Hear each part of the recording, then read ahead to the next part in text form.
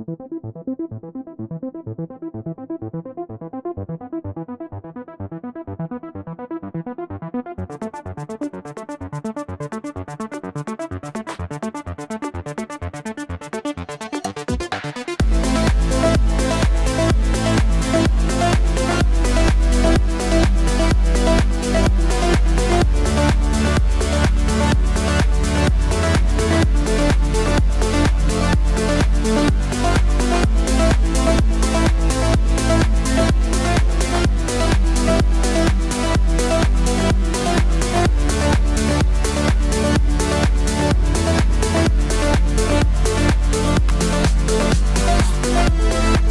करूयात या सिनेमाचं खास आकर्षण एली अब्राहम यांचं.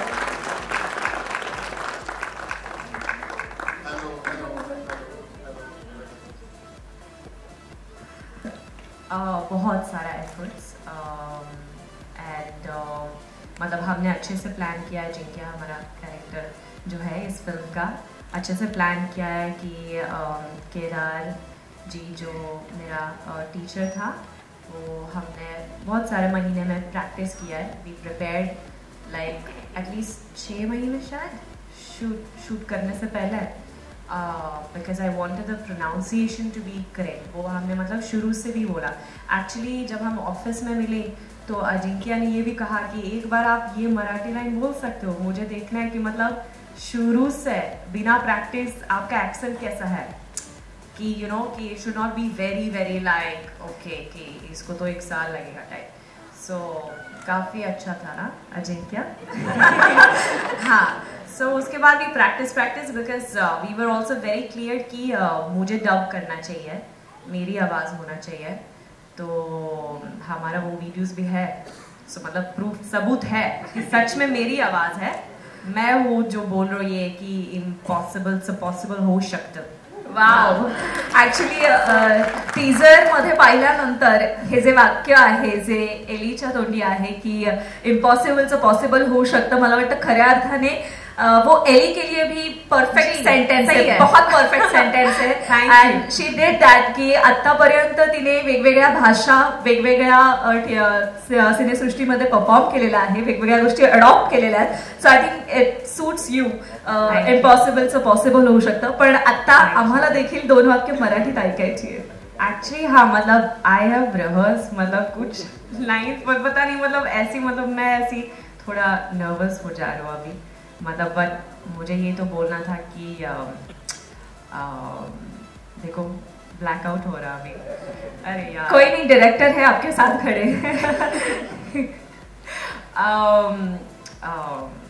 वन सेकेंड ना, 1 सेकेंड 1 मिनट. आप रिहर्स कर लो 1 सेकंड के लिए.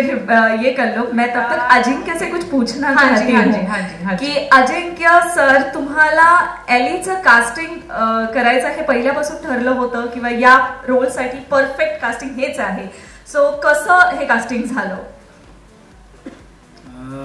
ॲक्च्युली एक मिस पिंटो म्हणून कॅरेक्टर एली करते, तर त्यामध्ये आम्ही एक अशी कॅथलिक टीचर दाखवायची होती की जी गोवावरून आलेली आहे आणि ती शाळेत शिकवणार आहे. शाळेतली मुलं जी आहेत त्यांची जी जुनी इंग्लिशची टीचर आहे ती अशी मारधोड करणारी होती, म्हणजे ती कोणालाच आवडत नाही. आणि अशा शाळेत कॅथलिक कॉन्व्हेंट स्कूलची टीचर ज्यावेळेस शिकवायला येते त्यावेळेस पूर्ण शाळा तिच्या प्रेमात पडेल. तर असं कोण असेल, तर अशा वेळेस मला इन्स्टामध्ये एलीचा एक व्हिडिओ हिंदीमध्ये बोलताना दिसला आणि त्यावेळेस मी मनीषला बोललो की अरे ही आपल्याला चालेल का कास्टिंगला. मग तिथून पुढं आमचं पूर्ण प्लॅन झालं आणि एलीला कास्ट केलं. पण तुम्ही अप्रोच केल्यानंतर अवेलेबल होती एली फॉर फिल्म, और कसं म्हणजे सुरुवात केली? हा, एक 1-2 मंथ्स गेले. त्यानंतर मॅनेजरशी कॉन्टॅक्ट वगैरे झालं आणि एली एक 10-15 दिवसात बोलली की मी ही फिल्म करतेय. क्या बात है. आणि मग सगळा हा कलाकारांचा एवढा ताफा सांभाळणं पहिलंच आपलं वेंचर असल्यानंतर तुम्हाला ते किती सोपं गेलं किंवा जड गेलं? सगळ्याच कलाकारांनी ऍक्च्युली खूप सपोर्ट केला.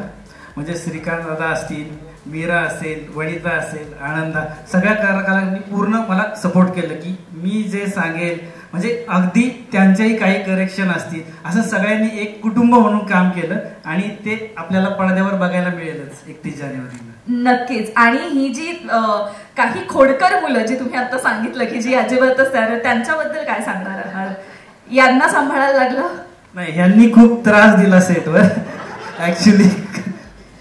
ते भूमिकेत होते म्हणजे भूमिकेत होते. ह्याच्यामध्ये सगळ्यात कमी त्रास देणारा हा, याचं नाव राक्षस म्हणून हा कॅरेक्टर करतोय राकेश भिंताडे. तर याला सगळे राक्षस म्हणून पिक्चर मध्ये बोलतात. तर याचं कॅरेक्टर जे आहे एकदम टवाळ मुलगा की जो टीचर पटावी म्हणून चपटी बाबाकडे वगैरे असं नाही का त्याचं सजेशन असतात आपल्या कॅरेक्टरला. सुरुवात आपण वनिता खरात यांच्यापासूनच करणार आहोत, कारण हा जो उत्साह आहे जो इथे संचारलेला आहे, आपला पहिल्या चेअरपासून आपला जो आवाज आहे, या सिनेमात मुळात आपली जी भूमिका आहे त्याबद्दल मला जाणून घ्यायचंय आणि मुळात असोसिएट कशी झालीस या सिनेमाशी? अच्छा, नमस्कार तुम्हा सगळ्यांना. खूप भारी वाटलं आता टीजर बघून, पडद्यावरती एवढा रोमांस बघून. यार अजिंक्य, मला काय करू दिलास या रोमांस? नेक्स्ट फिल्म मध्ये करूया. या फिल्म मध्ये मी हा जो रोमांस जिथे घडतो जाधव वाड्यात, त्या वाड्याची मी मालकीण असते आणि हे सगळं बघून आमची जी धुसफूस होत असते ती सगळी फिल्म मध्ये पाहायला मिळणार आहे तुम्हाला. आणि असोसिएट कसं झालंय हे मला आता आठवत नाहीये ऍक्च्युली, कारण बराच वेळ गेलाय. पण ही फिल्म येते याचा खूप आनंद होतोय आणि इतकी कलरफुल, सगळ्यांचीच खूप मेहनत आहे, पण ही फिल्म इतकी छान दिसतीये ती योगेश दादामुळे. So thank you Yogesh. कोणीसाठी एकदा जोरदार टाळ्या झाल्या पाहिजे. सो खूप छान वाटतंय. थँक्यू. मीरा, तू खूप छान दिसतेस आणि आता आम्ही गाण्यातही पाहिलंय, टीजर मध्ये देखील पाहिलंय. सो माहिती होतं की आपल्याला असा एक रोमॅन्स करायला मिळणार आहे या भूमिकेतून? सर्वप्रथम सगळ्यांना खूप खूप नमस्कार. अजिबात नाही, रोमॅन्स लोकांना माहितीच आहे माझ्याबद्दल, प्रत्येक वेळेस मी विलनचेच काम केलेले आहेत. सो हा माझ्यासाठी खूपच वेगळा अनुभव आहे. या मूवीमध्ये मी श्रीकांत सरांबरोबर रोमॅन्स करतेय आणि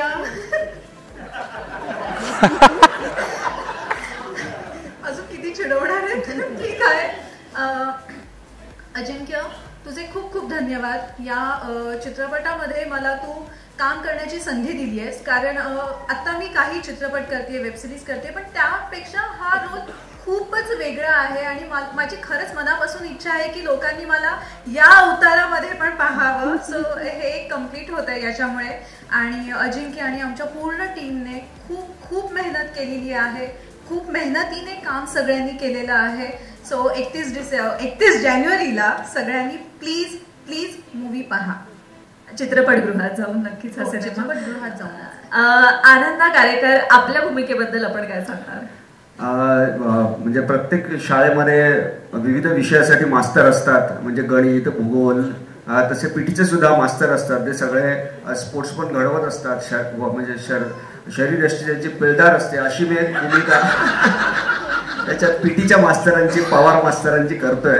आणि बाकी सगळेजण कलाकार आहेत, तुम्ही टीजर पाहिलेलाच आहात. त्यामुळे म्हणजे ही आता माझी सुद्धा वेगळी भूमिका तुम्हाला त्यात बघायला मिळेल अशी मी आशा करतो, पिळदार शरीर यष्टीची. आणि ज्या सिनेमाबद्दल म्हणजे सांगायचं म्हणजे आता अजिंक्यने ही फिल्म केलेली आहे आणि त्याची पहिली फिल्म असून सुद्धा ही खूप गोड आणि छान फिल्म झालेली आहे. म्हणजे आता तुम्हाला टीजर बघितल्यानंतर कळेलच, बाकी इतर सगळ्यांनी बोलून झालेलंच आहे, आता तेच काय परत बोलायचं. आणि खूप छान फिल्म आहे, 31 जानेवारीला रिलीज होते. तुम्ही थिएटरमध्ये जाऊन ही फिल्म आवर्जून बघा, तुम्हाला त्यातलं वेगळे पण बघायला मिळेल. आणि दुसरी गोष्ट म्हणजे सगळ्यांना, आपल्या यंग जनरेशनला आपल्याला 10-15 वर्ष मागे जाऊन, जसं आपले संगीतकार आहेत त्यांनी सांगितलं ही मगाची त्यांची घटना की म्हणजे पाठलाग करायचा, सगळ्यांना सगळ्या गोष्टी आठवतील असं मला वाटतं. म्हणून निदान त्यासाठी तरी ही फिल्म बघा, जुन्या गोष्टी आठवण्यासाठी. नक्कीच. आणि आपली भूमिका ज्याबद्दल आपण सांगितलंय ती बघायला पण आम्हाला सगळ्यांना आवडेलच. पिळदार पीटीचे शिक्षक आहात आपण, तर खूप खूप शुभेच्छा या भूमिकेसाठी, या सिनेमासाठी देखील. श्रीकांत सर, आत्ताच आम्ही आपला एक कम्प्लीट वेगळा अवतार या सिनेमामार्फत, या गाण्यातून, या टीजर मधून पाहिलाय. सो तुमच्यासाठी हे किती चॅलेंजिंग होतं? माझ्यासाठी नाचणे जरा अवघडच होतं, पण नाही, प्रेमात काही करावं लागतं, तर ते त्यातलं ती प्रेमाची गोष्ट आहे ही सगळी इलू इलू ही. आणि वेगवेगळ्या स्तरावरच्या प्रेमांची गोष्ट आहे. म्हणजे तुम्ही जर चित्रपटांचा इतिहास काढून बघितला, म्हणजे आत्ताच जाऊ दे, आत्ताची हल्लीची पिढी म्हणजे काय ब्रेकअप आणि जेवलीस का याच्यामध्ये अडकलेले, पण त्याच्या थोडंसं मागे जाऊन की 90s मध्ये काय घडत होतं, तर हे नेमक्या दृष्टीने हा चित्रपट बनवलाय. वेगवेगळ्या ह्याच्यामधल्या, म्हणजे मला वाटतं की हा इथे बसलेल्यांपैकी 100% लोकांचा हा अनुभव आहे. प्रत्येकाचाच कुठे ना कुठेतरी काहीतरी क्रश असतो, कोणतरी आवडत असते किंवा आवडत असतो, किंवा काय काय काय बऱ्याच गोष्टी, तर त्या घेऊन आपण जगत असतो. आपल्याला पुढे भेटेल की नाही माहित नाही. मला आता आमच्या वेळेस माधुरी दीक्षित आणि ह्या सगळ्या हिरोईन्स बद्दल क्रश होता, माहिती नसतं की आपल्याला पुढे ह्यांच्यावर काम करायला मिळेल की नाही किंवा भेटेल की नाही इथपासून. तर तसं काही होऊन जातं. पण काही अप्रोचेबल असतात, पण कधी कधी खूप गोष्टी न बोलल्यामुळे राहून जातात. तर त्या या चित्रपटांमध्ये नेमक्या टिपलेल्या अजिंक्याने. आणि अजिंक्यचा जो पहिला चित्रपट जरी असला तरी त्याचा चित्रपटाचा अभ्यास खूप आहे. त्याच्याकडे जाऊन त्याच्याच होम थिएटरवरती मी बरेच चित्रपट बघितलेले की त्याचा अभ्यास म्हणून असं म्हणून. आणि त्याच्या प्रत्येक फ्रेम बद्दल किंवा एकूणच त्या चित्रपटाच्या नॅरेशन बद्दल तर त्यांनी नेमक्या गोष्टी आमच्यापर्यंत पोहोचवल्या की मला काय हवं आहे, कुठला काय दाखवायचं आहे आणि त्याच्यातल्या नेमक्या तुम्ही काय प्रक्षेपित करायला पाहिजे. आणि योगेश सर तर म्हणजे जादूगार आहेत, ते त्यांच्या डोळ्यातनं आम्ही दिसणार आहोत. त्यांनी आम्हाला खूप छान छान फ्रेम्स तुम्हाला त्याच्यावरूनच मी वेडा झालो कारण मी एवढा भारी दिसतोय असं म्हणून, किंवा हा मी आहे असं इथपर्यंत फरक पडावा. कारण आणि गाणी तर काय सांगायचं, म्हणजे ते गुलाबी गुलाबी ते तेव्हा नाचताना काय खूप काही वाटलं नव्हतं, कारण तेव्हा म्हणजे हे होतं ना की अरे बापरे ही स्टेप चुकली तर वगैरे, आणि सगळं स्लोमो आणि 48 फ्रेम्स आणि काय काय काय या ह्याच्यामध्ये अडकणं होतं. पण मीरासारखी सहकलाकार, वीणासारखी सहकलाकार असतं की ते वीणाच्या तालावर नाचले आणि मीरानी तालावर नाचवलंय. तर असे सहकलाकारांबरोबर काम करायला खूप नक्कीच मजा येते. आणि पुन्हा चित्रपट ही काय कोणा म्हणजे एकट्याचं हे नाहीये, हे समूह कलाकृती आहे. जो तो आपलं दान टाकत राहतो आणि सगळ्यांचं दान जेव्हा पडतं त्यावेळेसच चित्रपट हिट होतो. तर त्यामुळे मला असं वाटतं की हा आमचा इलू इलू नावाचा चित्रपट 31 जानेवारीला म्हणजे 2025 मधला हिट चित्रपट असेल. आणि सिनेमातील इतर गाणी, जसं रोहित सर आपण 3 गाणी यातील कंपोज केलेली आहेत, तिन्ही गाणी वेगवेगळ्या जॉनरची आहेत. आम्हाला काय सांगाल त्याबद्दल? खूप छान अनुभव आहे या सिनेमाबद्दल. अजिंक्य तसा माझा मित्र आहे आणि याचे लेखक जे आहेत नितीन सुपेकर या सिनेमाचे, त्यांचे आमचे फार पूर्वीचे स्नेहाचे संबंध आहेत. आणि हा सिनेमा करताना त्यांनी जो और एरा सांगितला 80s 90s 2000, तर फार उत्सुकता होती की काय काय करता येईल. पण यातले जे गीतकार आहेत वैभव देशमुख, प्रशांत मणपुवार आणि वैभव जोशी यांचे आमचे सगळ्यांचे फार छान संबंध आहेत.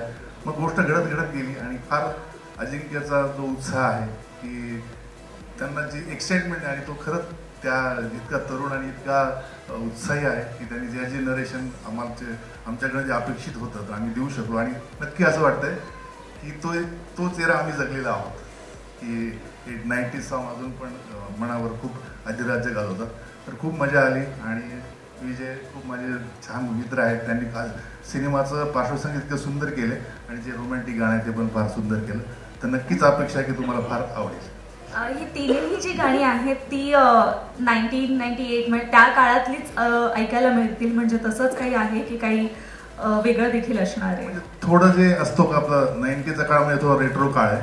आणि जे आता आपण ऐकतो साजनची गाणी आहेत, सगळी त्या काळातली जी गाणी आहेत त्याचा साऊंड आजचा कंटेम्पररी साऊंड सोबत कसा मेल करायचा तो आम्ही प्रयत्न केला. आणि त्या लिरिक्स फार सुंदर आहेत. आपलं आर्य आंबेकर, ऋषिकेश रानडे, अवधूत गुप्ते सगळ्या गायकांनी त्यांचं योगदान खूप मोठं दिलंय. तर नक्कीच तो फील आणण्याचा प्रयत्न केला. क्या बात आहे. विजयजी, आपल्यासाठी पूर्ण या सिनेमाचं बॅकग्राऊंड म्युझिक देखील आपण केलंय, त्यामुळे हा एक टास्क होता का की 1998 उभं करायचंय? कारण खूप मोठी बाजू असते बीजीएम म्हणजे. डेफिनेटली होतं माझ्यासाठी, कारण मी पहिल्यांदाच रोमॅन्टिक फिल्म करतोय. मी बाकी वेगवेगळ्या विषयाच्या फिल्म केल्या. अजिंक्यनं बॅकग्राऊंडसाठी मला विचारलं आणि बॅकग्राऊंड करताना एक मेलडीचा आम्ही कंटिन्युअस वापर केला आणि त्या बॅकग्राऊंडची एक थीम होती. त्याच्यात म्हटलं ह्याच्यावर एक गाणं होईल या थीमवर तर आपण ते करू शकतो. आता तर एक गाणं पण मी केलं आहे, बाकी रोहितची गाणी आहेत सगळी. गाणं गायले पद्मनाभ गायकवाडने आणि लिहिलं सुंदर लिहिलं वैभव देशमुखने. तर असा एक कलरफुल आणि एवढी कलरफुल फिल्म आहे आणि त्याला ते बॅकग्राऊंड स्कोअर आणि त्याचा आहे ते एक व्हिज्युअल ट्रीट मिळेल लोकांना ही फिल्म बघताना. क्या बात आहे. ज्या वयात आपण एक 12वीला असतो, त्या 90s मध्ये असतो, तर आपण ज्या पद्धतीने एखाद्या पहिलं जे प्रेम असतं, आकर्षण असतं, तर आपल्याला फक्त बोलणं, त्याच्या ट्युशनच्या खाली थांबणं, हे नक्कीच अनुभव असतात. पण मला काय संधी की आपल्याला संगीत करता येतं, तो अनुभव आपण म्युझिकली एक्सप्रेस करू शकतो आणि तो साधण्याचा प्रयत्न केला. नक्कीच खूप आठवणी जाग्या झाल्या असं म्हणूयात. मग रोहित सरांनी जी गाणी कंपोज केलेली आहेत ती बहुतेक डेडिकेट करूयात. आपण ट्युशन खाली थांबलेलो होतो तेव्हासाठी. सो नक्कीच तुमच्या भावना पोहोचतीलच ज्यांच्यापर्यंत पोहोचायला हव्या आणि आमच्यापर्यंतही. वेल, यासोबतच आता त्यांनी उल्लेख केला ते म्हणजे या सिनेमाचे लेखक नितीन सुपेकर यांच्यासाठी जोरदार टाळ्या झाल्या पाहिजे.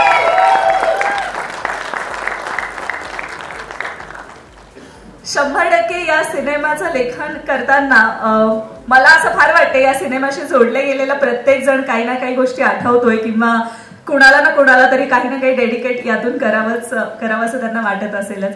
नितीन सर, खूप खूप शुभेच्छा. आज तो दिवस येऊन ठेपलाय ज्या दिवशी आपल्या सिनेमाचं टीजर लॉन्च होणार आहे. सो काय फिलिंग आहे? फारच छान वाटलं नव्हतं. एका पेजवरती एक कथा लिहिली होती, एक अनुभव आठवत होता शाळेत जगलेला आणि त्याच्यावरती ती कथा सुरू झाली होती. पण ती कथा मला तोकडी वाटत होती बाकीच्या पात्रांमधून. मला असं वाटत होतं की मी त्या एजमधल्या एका एराला घेऊन जर मी जातोय जगत होते. म्हणजे ते मुख्य पात्र ज्याच्यावर टायटल रोल आहे त्या वडिलांचं त्या भावाचं, म्हणजे प्रत्येक एजमधलं प्रेम कसं होतं त्या काळामध्ये आणि ते प्रेम कसं पुढे सरकत गेलं आणि त्यातून काय घटना घडू शकतात, काय मजा आणू शकतो. तर ते एका एज पुरतं मर्यादित राहायचंच नव्हतं आम्हाला की ते 50च्या एजपासून किंवा 85च्या एजपासून ते खाली 10-12 वर्षाच्या मुलापर्यंत सर्वांचंच प्रेमचे कलर्स कसे असू शकतात, कशा अपेक्षा असतात, त्यातनं काय काय घडू शकतं, काय गमती होऊ शकतात. त्यामुळेच हलकी फुलकी एक रोमॅन्टिक लव्ह स्टोरी बरोबर त्याचे काही आम्ही अर्थ काढत गेलो जातो. सो असा तो प्रवास होता. जनरली मजा आली फार लिहिताना. असं काही झालं की दिग्दर्शकाने, मला वाटलं बोला, दिग्दर्शकाने तुम्ही बसून ज्या वेळेला की अरे आता हा सीन असा नको, हे असं हवंय, अशा काही गोष्टी घडल्या पूर्ण? हो, अजिंक्यचा एकदम चुजी मुलगा आहे आणि प्रथम दिग्दर्शन असल्यामुळे त्याला अपेक्षा फार होत्या. म्हणजे काही इमॅजिनेशन पण असतात कधी कधी त्या शूटच्या पॉईंट ऑफ व्ह्यू बरोबर आहे की नाही बरोबर आहे तो नंतरचा पार्ट होता. पण तुझी जगायचा प्रयत्न करत होता ते फार ऑनेस्टली होतं. म्हणजे तो प्रिसाईज होता की म्हणजे असं करूयात सर आपण. तर मग आम्ही काही पात्र उडवून टाकली त्यातली, काही जागा कमी केल्या आम्ही त्यातल्या आणि जेवढं मोजकं पाहिजे होतं ते मोजकं ठेवत गेलो आम्ही. आणि गमतीशीर म्हणजे जे पात्र त्यांनी सिलेक्ट केले, जे कलाकार त्यांनी आणले त्या पिक्चरमध्ये बोलून, म्हणजे माझे सगळेच त्यातले आवडते कलाकार आहेत. त्यांनी याच्यात काम केलेले आणि त्या पद्धतीने संगीत डिझाईन झाले या पिक्चरसाठीचं. संगीत पण अप्रतिम डिझाईन झालेलं आहे. बीजीएम पण आता जस्ट मी ऐकून आलो आणि याचं पूर्ण सिनेमाचं विजयबरोबर तर मी काम करतो. ते रोहित खूप जुना मित्र आहे, सगळी मित्रांची फिल्म आहे असं मला माझ्यासाठी तर वाटतं. माझी म्हणजे DOP असू द्या, एडिटर्स असू द्या, सगळे मित्रांची फिल्म आहे आणि सगळ्यांनी आपलं 100% आपल्या सिनेमामध्ये दिलेलं आहे. मला वाटतं खूप दिवसानंतर मला एक असा व्हिज्युअल ट्रीट म्हणतो ना ज्याला आपण, एक कलरफुल सिनेमा. जितकं पोस्टर आहे तितकंच सिनेमा तुम्हाला कलरफुल दिसेल एकदम. कुठं त्यांनी कंजूसपणा केलेला नाही. प्रोड्युसर थँक्स, तुम्हाला सगळ्यांचे आभार आम्ही मानतो की इतका सुंदर सिनेमा बनवायला तुम्ही पैसा लावला, पेशन्स लावले आणि फार कमाल सिनेमा प्रेक्षकांसाठी तयार झालेला आहे. त्यामुळे व्हिज्युअल ट्रीट तर 100% आहे, म्युझिक ट्रीट 100% आहे. बाकी माझी कथा आणि संवाद किती मजा आणते ते बघूया, म्हणजे प्रेक्षक सांगतील ते मला कसं वाटते. पण या सर्वांचंच काम इतकं अप्रतिम झालंय. आता व्हिज्युअल्स बघायला मिळतीलच ना, मला वाटतं थोड्याच वेळात आपल्याला झलक पाहायला मिळणार आहे. तुमच्यासाठी ती सगळी ट्रीट किंवा ती सगळी गोष्ट जमवून आणताना काय एफर्ट्स तुम्हाला घ्यावे लागले की नाही आपल्याला हे असेच कलर्स हवेत, हे सगळे सीन असेच बांधायचे?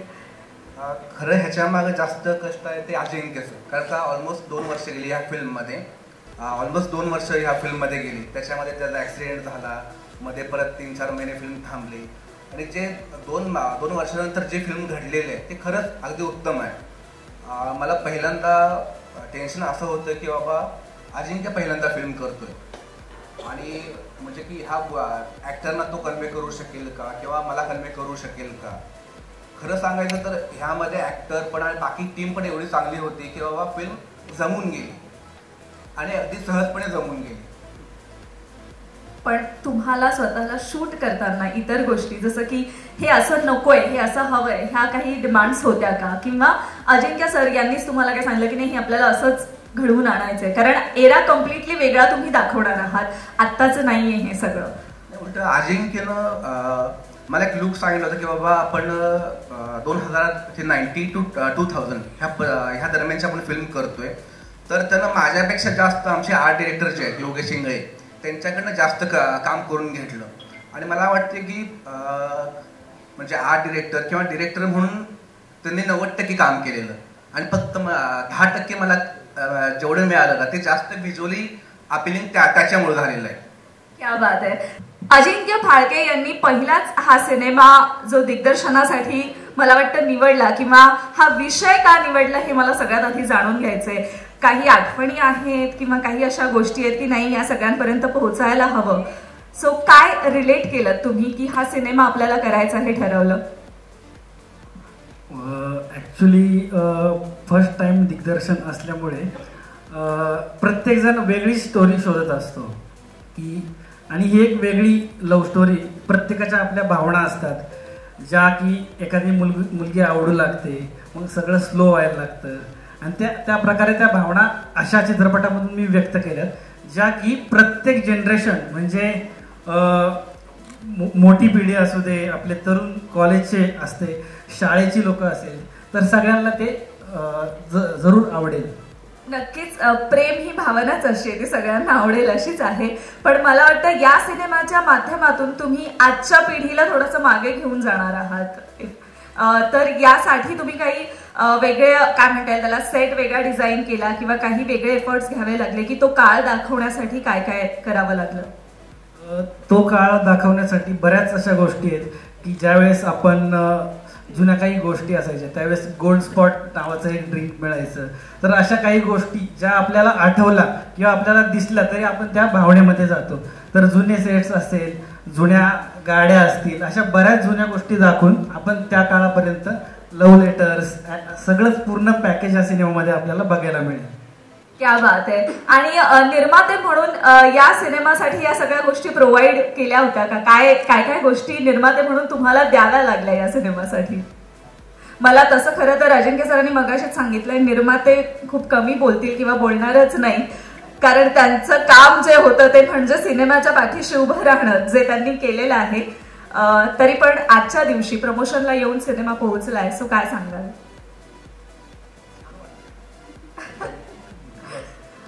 बस खूप खूप शुभेच्छा तुम्हा सगळ्यांना. प्रतिसाद मिळावा एवढाच. सॉरी, मोठा प्रतिसाद मिळावा. मिळणार मिळणार मिळणार. मला वाटतं निर्माते पहिल्यांदाच जास्त काही बोलायचं नाही हे ठरवलेलं आहे त्यांनी. असे काय प्रॉब्लेम नाही. वेल, पण आपण खरंच एका चांगल्या सिनेमाशी असोसिएट झाला त्यासाठी तुम्हाला खूप खूप शुभेच्छा. आणि हा प्रवास तुमचाही इथून पुढे सुरू राहू दे आणि अशाच छान छान सिनेमांना घेऊन तुम्ही आम्हा सगळ्यांना भेटावं ही इच्छा आणि हीच शुभेच्छा.